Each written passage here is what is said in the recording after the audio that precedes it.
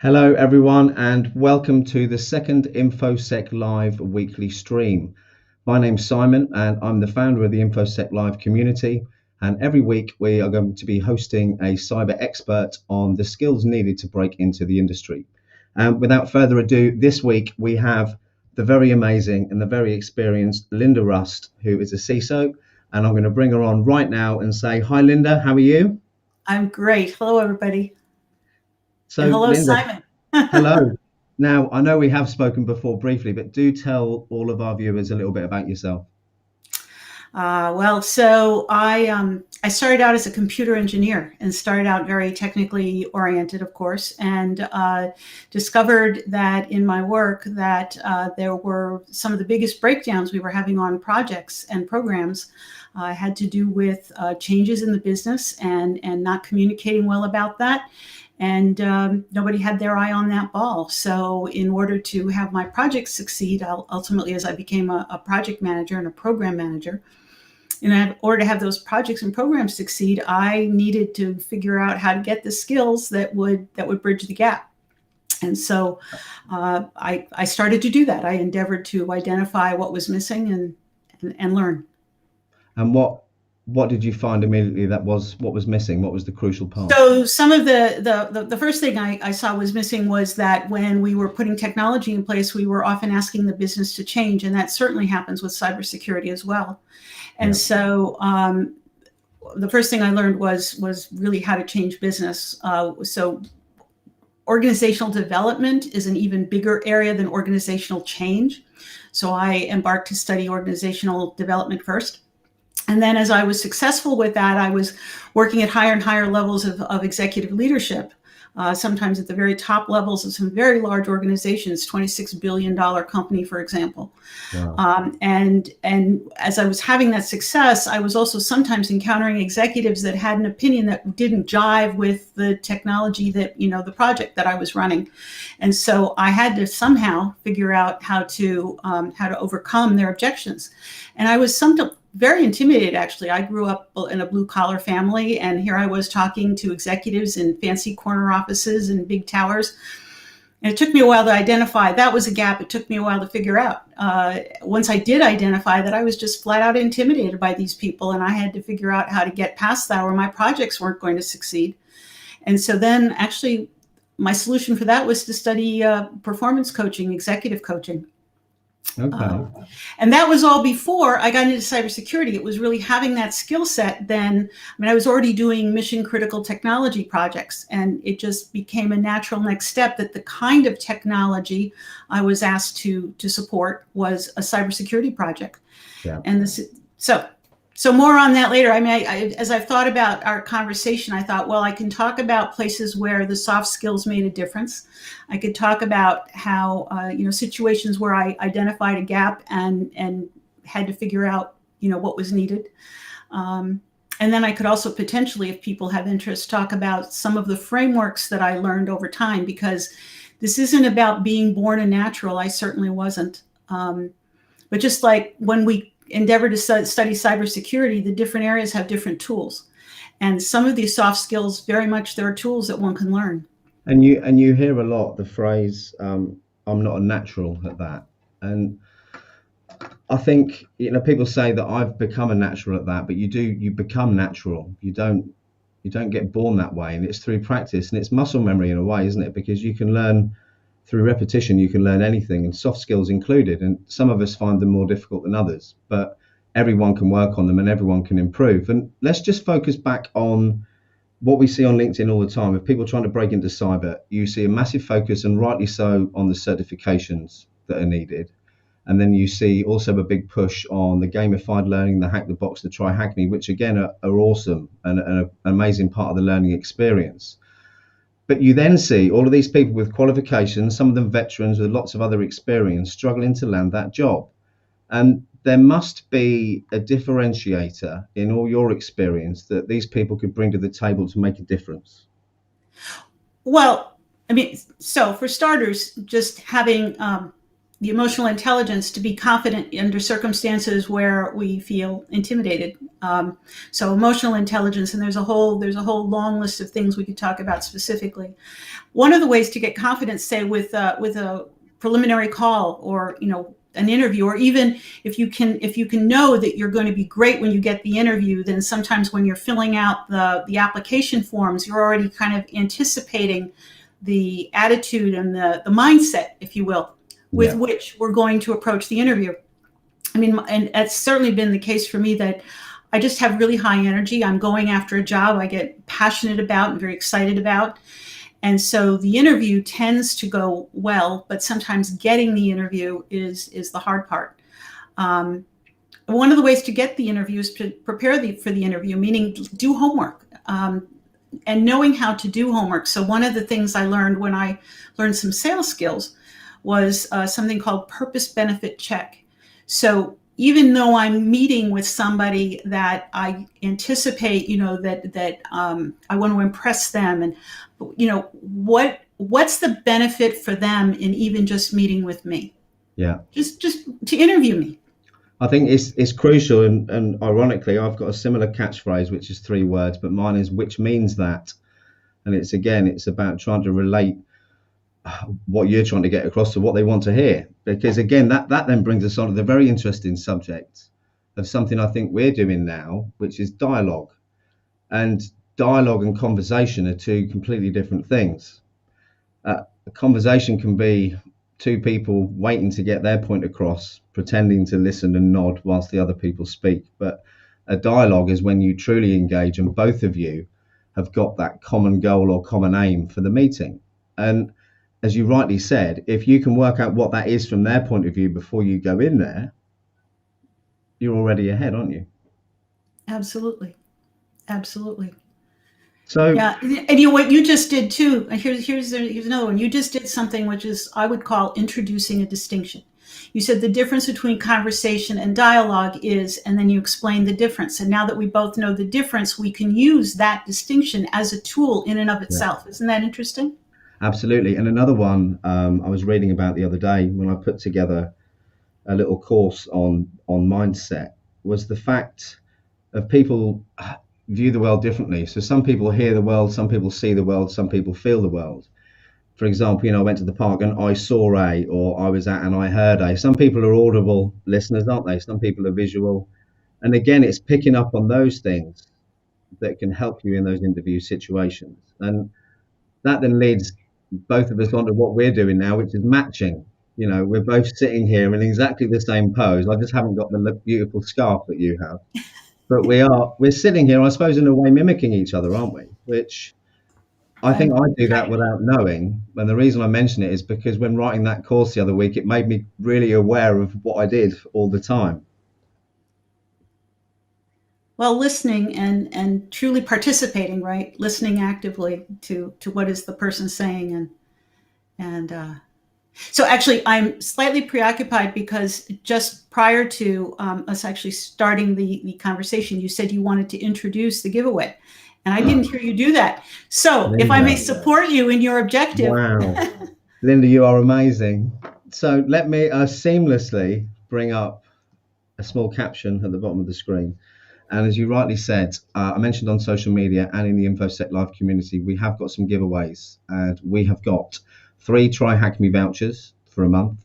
And we've got 6 one-year access to our InfoSec Pro community. And each one of those is worth $50 each. So the real icing on the cake, and I won't drop any names, but we've got an hour of, choice of 4 actually, CISO's time for mentorship. And this is something that is very rare, as is me having the opportunity to speak to someone like you. And this isn't me blowing smoke. This is me, after spending 8 months in this industry speaking to different people. The battle for people breaking in is perhaps getting to speak to people like you and hear your experience and opinions. So one of those prizes is great, and that is 60 minutes with a CISO. So all you've got to do to participate is drop win-win-win in the chat. And I clearly can't multitask or even remember we had a giveaway. So what I will do is I will announce the winners tomorrow through the community and on LinkedIn. So Linda, thank you very much. And now I've completely forgotten what we were talking about. So I'll remove that graphic and wait for you to remind me. we're talking about active dialogue and active listening and really participating instead of, as you say, I love what you said, a conversation can be, two people, each of whom is trying to get their own point across, as opposed to truly listening.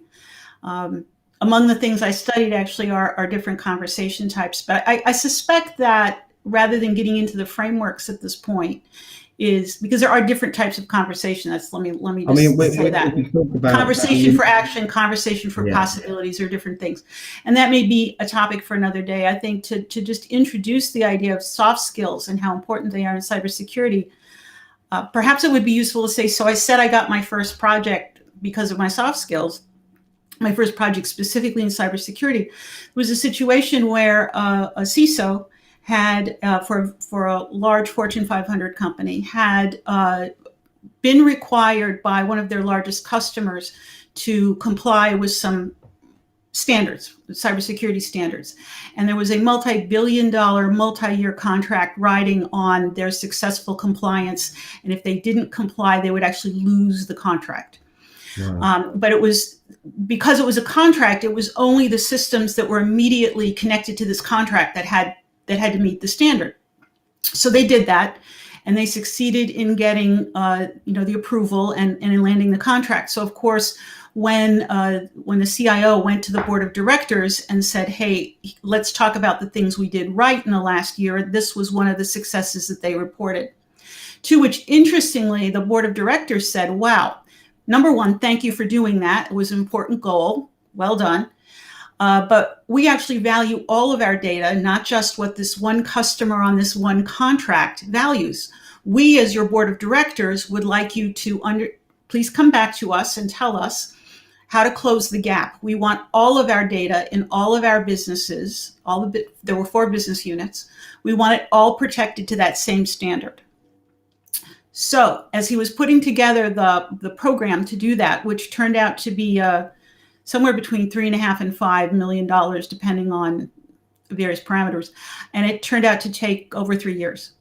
Wow. But when he was putting the planning together and the budgeting to take back to the board and the CEO, he said he was reflecting on how he had made so many enemies. He had gotten so many people angry because, right, cybersecurity controls are not popular. There's a lot that we can do under the hood, as I call it, where people don't have to know how their antivirus runs. They just have to know they have one, right?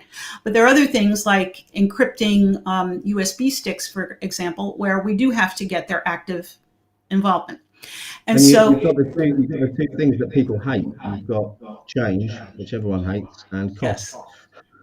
And cost and bother, right? Extra steps. Yeah. Which is part of the change, but extra steps inherently is never fun. And every time they're doing all those extra steps, they curse us, right? And so in putting this program together, the CISO said that he didn't want to get tarred and feathered and run out of town. And so he wanted somebody to help him do the stakeholder management. And so I ended up not coming in as the program manager, which in the past would have always been my role, but very specifically focused on what he called organizational change. Yeah. And so as I did that, and I came in initially largely to work with the frontline employees, they had 15,000, actually at the time they had 13,000 employees there. Over time though, as he and I worked together, he saw that when he was doing reports up to the C-suite, up to the CEO, up to the presidents of each of those 4 business segments, that he found that I was able to help him articulate more precisely, meet these people where they were. I could translate his message into the business language and also specifically help him shape the conversation, shape the dialogue to your language. Yeah, a bit of framing, as I like to put it. I mean, we came back from the very first time that it was time to do like a quarterly update to one of the segment presidents. And so we flew to the location where he was, and we had 30 minutes with him one-on-one, just my CISO and the president. But I structured that conversation for him. I wrote him a little, preparation for that half hour. And then we also had 10 minutes in front of the president and his entire staff at their staff meeting. So I structured all of this for him. I sat in the room with the large group. I sat in the back of the room just as a fly on the wall, taking notes, noticing people's reactions, making note of their questions, and so forth. And when we came back from that trip, he just looked at, we sat in his office for the first time to debrief it. And his first words to me were, "You know what the hell you're doing." And I was like, "Well, that's why you hired me, sir." But, yeah. And 9 years on, I'm still working with that client. And what an amazing story. The ironic thing about cybersecurity is all we hear is how important people are in an organization, and people are the first line of defense. But it's the one area in cybersecurity where the skills seem to be lacking, isn't it? Well, and it's also the area that Gartner, are you familiar with Gartner, the think tank, right, specifically focused on IT? So Gartner has done a number of articles where they say absolutely that among CISOs, the high performing CISOs are the ones that come on strong in the soft skills, in the ability to speak to the business, in the ability to model and lead and show the way. And so that's 9 years on. That's very much what I continue to do with this CISO. Is I am his. Well, it's having an extra support, right? Yeah. I help him do his homework. I help him get ready. I help him rephrase. I'm a sounding board for him when he's like, "I need to say this. How do I say it?" It's back to the biggest lesson I learned when I kind of went from millionaire to bankrupt. And that was my mistake in thinking I was an entrepreneurial genius who could do everything myself. And I think that was the fundamental mistake I made. And moving forward, it's important to realize that you can't do everything yourself, and you should focus on what you're good at. And that's what's happening in that relationship, isn't it? He's good at the technical side, but the part he needs the assistant with, he's outsourcing it. And I think the success we're having with the agency at the moment at InfoSec Live, I don't know why I've got feedback on my mic, by the way, so apologies people for that. I think we're seeing something similar. Well, and it really works at all levels. I mean, I know at all levels. So I don't always only work with the C-suite, right, or with the CISO. There are times where I'm working with other folks because in a larger organization in particular, cybersecurity is in and of itself 30, 40 people just on the team.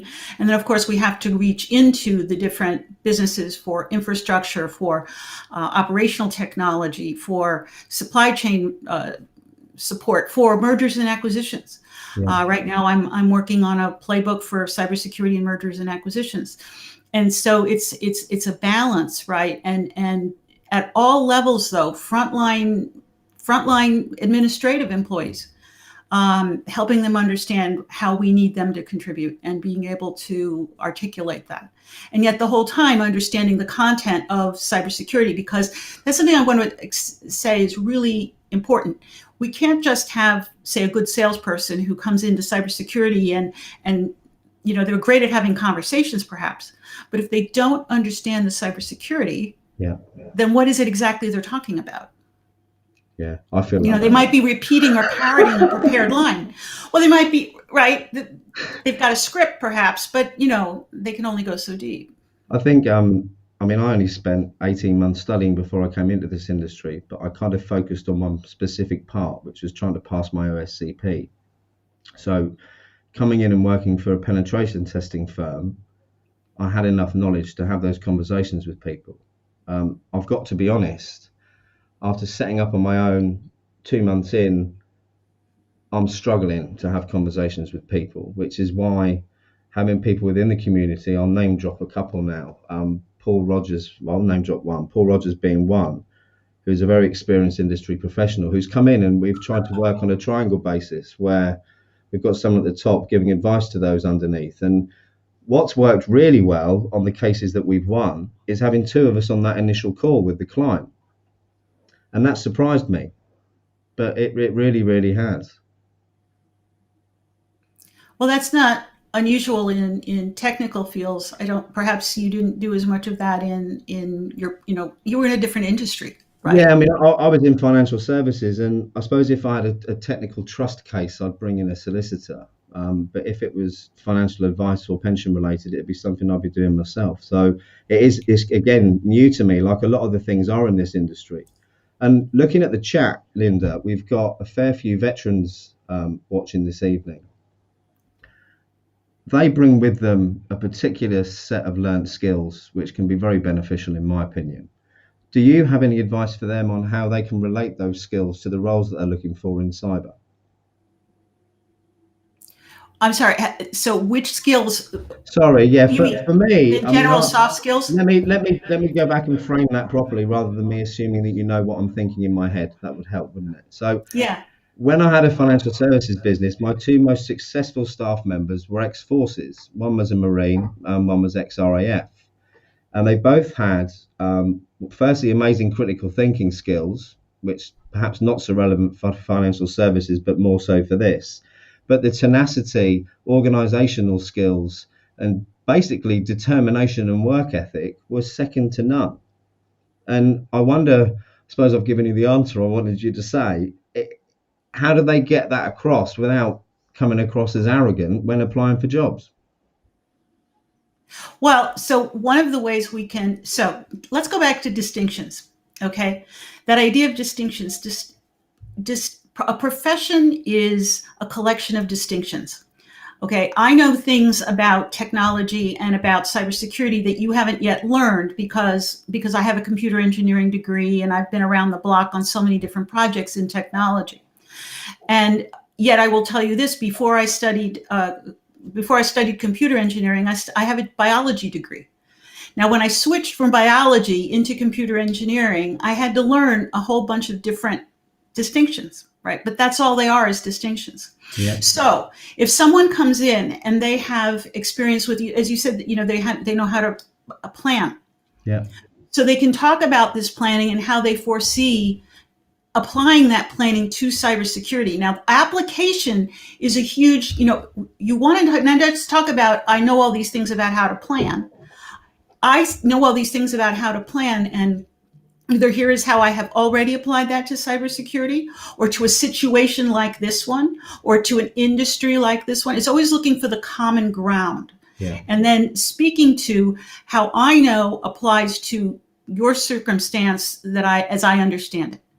And by the way, I have researched the situation. This is about doing your homework, right?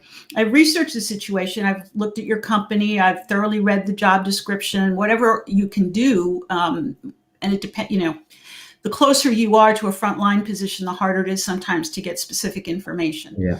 But whatever you've learned to say, I'm guessing that given the industry you're in, that some of the challenges you face are X, whatever. If you can complete that sentence. Look, if you're pen testing and you're doing something that's so detailed focused, then you can say, well, here is my experience. My understanding is that in this industry, the kinds of attacks that are most frequent are. And here is how I would simulate that in my pen test. That kind of. I was trying to do two things at once then. I was trying to listen to you intently whilst reading the chat comments. And I see we've got one from Christophe Foulon, which says, Simon, what I do have are a very particular set of skills that I've acquired over a very long career. And yes, they are ones that can't be replicated, Chris. And I think you know Linda anyway. Is that true, Linda? Yes, I do. I do know Chris, and he's wonderful. And I think I'm delighted to hear that he's joined us. While we've got his name being dropped there, I don't know if I've got it to hand. I've read his book actually, and I ordered that a few months back when I was still working for the penetration testing company, because for me, I'd had such a narrow view of what cybersecurity was, which I think a lot of people have coming into this industry. The pen testing side is glamorized. I wanted to be in the red team and start breaking into buildings and taking pictures of servers. That's what I had in my head 18 months ago when I actually worked with a penetration testing firm. There wasn't an awful lot of that, but there was an awful lot of reporting, which didn't look like so much fun for me. But what would have saved me an awful lot of time was if I'd have taken advantage of reading a book like Chris Foulon's Breaking into Cybersecurity, or one of the other ones that are out there, and taking advantage of the experience you guys and girls have. And I think this isn't, I'm not on commission, by the way, before anyone asks. It's a genuine statement, and having the ability to ask peers, whether experienced in this industry or others, is invaluable. So there we go. Sales pitch done for you, Chris. I'll move back to chatting with Linda now. No, I absolutely learning from each other. I mean, that's why you asked me on the call, is to say, let's create an opportunity for people to hear how, how we can apply soft skills and what kind of a difference, it has made. I saw one of the comments somebody put in there is people are the solution and the problem. And indeed, that is true. When the people are the problem, that's when it becomes really important to have a set of frameworks and skills to drop back and say, okay, given that I'm now facing this people problem, how do I address that? Because it's not smoothing over of its own. So when did you actually break into the industry? Was it 10 years ago, did you say? Was your first job into cybersecurity? Into cyber. I mean, again, that's a term. Cyber in 2012. 2012. Mm-hmm. And you said at the start that you thought a lot of what you'd learned prior to that helped you break into the industry. Well, absolutely, because I was specifically hired on a cybersecurity project, very large one, right, to support what the project sponsor called change management.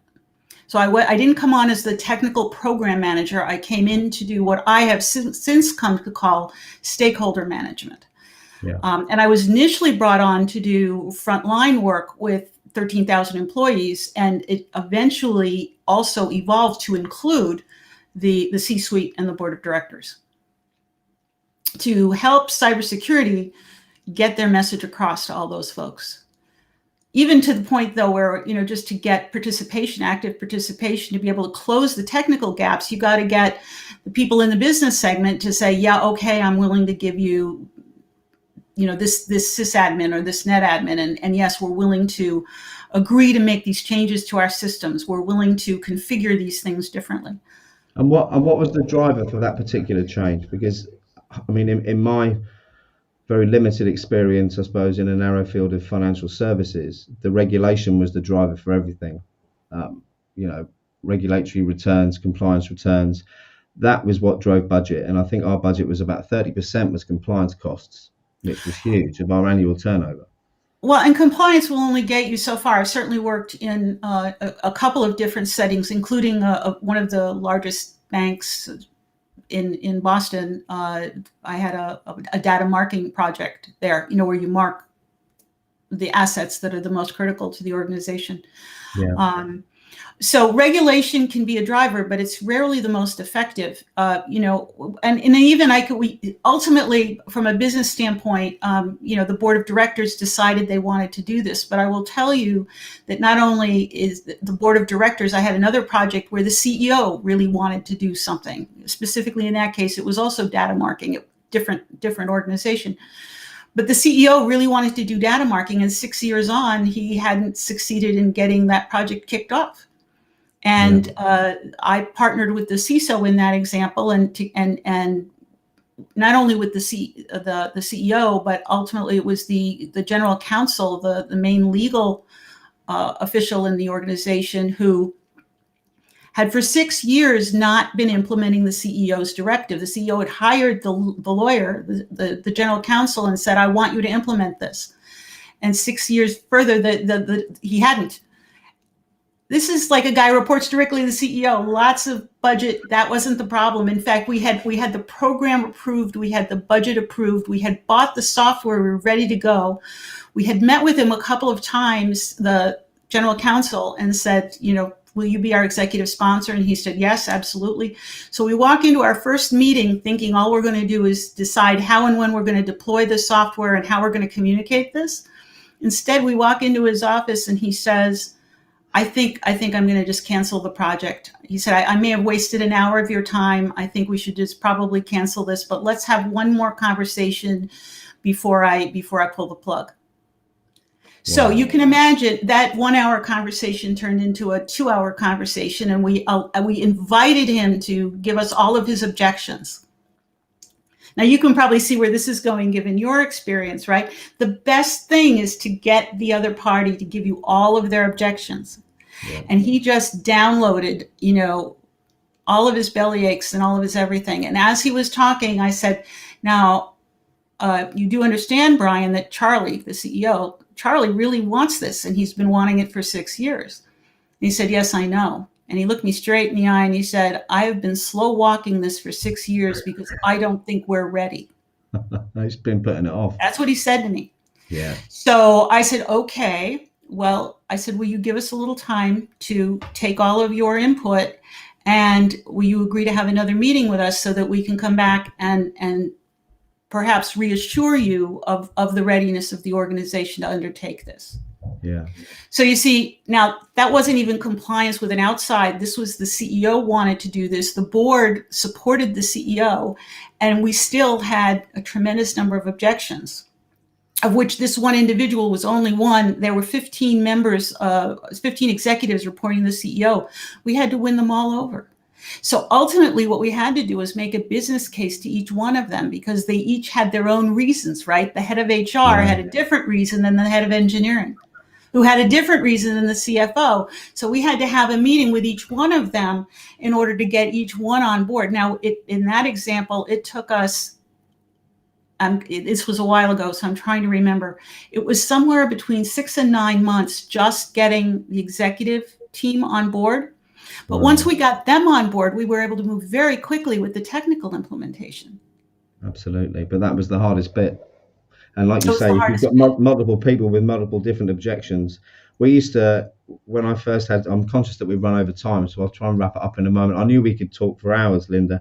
Actually, while we're on that subject, I think we should put a vote out to the community tomorrow to see where they'd like us to focus on next, because with the experience you've got, especially with regards to the people skills, and we were talking earlier, something we haven't talked about on here, I'll mention it quickly. You can see I'm traditionally dressed in a suit, and Linda and I had a brief conversation earlier, because on LinkedIn the last couple of days there's been a couple of posts going around about people who casually dress for work and people complaining that people moan about them wearing it. And I was saying to Linda, the reason I wear a suit is, one, because I'm middle-aged, but two, because I was privately educated and made to wear a suit and shine my shoes every day.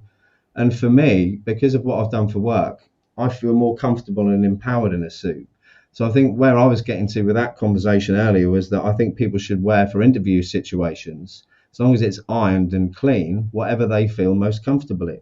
I know you'd have different opinions on that, because we can move into different strategies on colours and all sorts. So let's wrap it up, because we've gone over time. Linda, it's been absolutely amazing. Perhaps I can have you on again next 2 or 3 weeks. We've got a guest next week, but if you're free again soon, that would be absolutely awesome. Let's compare our calendars. I'd enjoy doing it again, and I hope we can get some input from your community in terms of what kinds of things they'd like to hear. Absolutely. I'll drop a poll out tomorrow through the community, or let me bring up my seamless graphic at the end, which should give you a little plug there to be able to join the free community. I'd just like to close by saying, Linda, thank you so much. Everyone else, thank you for watching. Hope you found it useful. I will select winners at random, probably in the morning, make an announcement on LinkedIn for those of you that dropped the win in the comments. And again, Linda, anything you'd like to say before we go? Only I invite people to follow me on LinkedIn. I have not been blogging as much as I will be in the future, but I'm coming to realize how this stuff helps people, and you've helped me see that. So if you want to hear more, that's one of the places they can hear it, as well as the next time we get together. That's amazing. Linda, thank you so much. Everyone else, I'll play out with a little promo video for the community. Thank you all so much. Take care. It's been so great to be part of this awesome community where you can learn, get potential jobs, and this is the part that the community has helped me the most, being able to get a great contract in security, and thanks for this. You don't have to be super experienced in order to contribute. They really foster a sense of community, and they encourage everybody to contribute anything that they can, regardless of whether you're just starting out in your career or if you've been in the career for decades. I like the different challenges that they have, the different pathways that you can follow, the fact that you can join communities that are specific to you and your needs. It's a new and growing and thriving group, and I'm really proud that I was able to be a part of it from almost the very beginning. It's given me a community I could lean on, and the people in there are always willing to help. I've also gotten to break into cybersecurity because of InfoSec Live, and I'm very grateful for that. cybersecurity professional or are trying to become one, you need to get onto InfoSec Live. Whether are you brand new to the field, whether you are pivoting from another IT career or you are pivoting from a non-IT career, this is the place for you to. Also, even if you are an experienced professional, there will be something here that you can learn. InfoSec Live has been great for me because it's brought me closer to other like-minded people, and I've been able to pick the brains of some real industry experts that are also part of the community. To the right place, because listen, let me tell you that InfoSec.live is everything that it claims to be. A vibrant community. They've got all that you need on InfoSec.live. Listen, they tell you InfoSec.live is addictive. Get on board. Come and get addicted. Get on InfoSec now.